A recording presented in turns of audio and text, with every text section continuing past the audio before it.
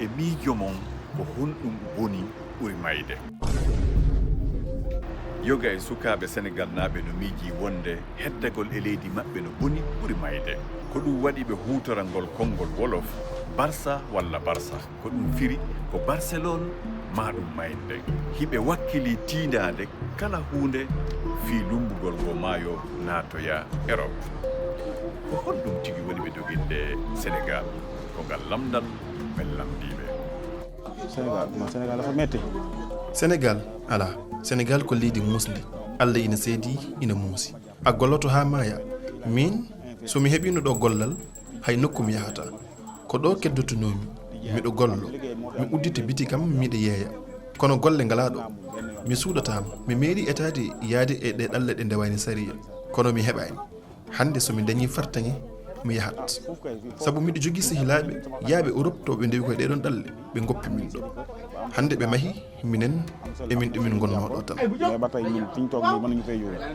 billahi ɗa maydam de mi hunike Allah mi yahan so tawi mi wala golle ɗo mi dillan kala ko hewtoyta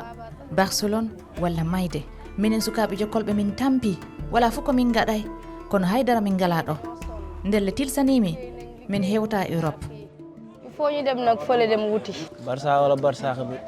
c'est que daa am ñu nekkandoo so a yi amin biye Barça walla Barsak ko ɗo min gonduno e sehilaɓe amen hande kamɓe foof aɓene Europe ko minen baldannoɗo gotel minen jadanno jamma e ñalawma e ɗum no tedda amen no feewi e wondude e jinnaɓe amen ena daara min eɓe nana ɓe momin jadanno nana Europe amina ɗo e awa kono haydara min dañata hen saaha daña ujunere wotere totta jinnaɓe ma joɗoɗa aɗa fina subaka hay ko kaccitiɗa ko caɗele